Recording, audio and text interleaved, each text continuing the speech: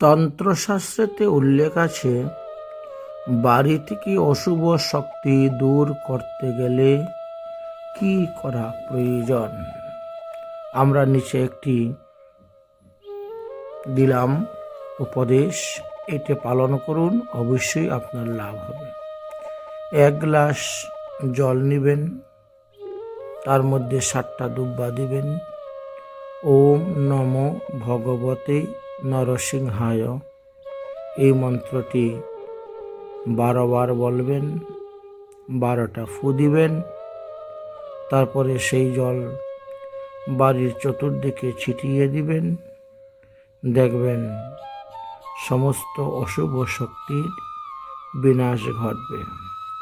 এভাবে তন্ত্রশাস্ত্রেতে অনেক অনেক মন্ত্র দেওয়া আছে, অবশ্যই আপনারা উপকৃত হবেন।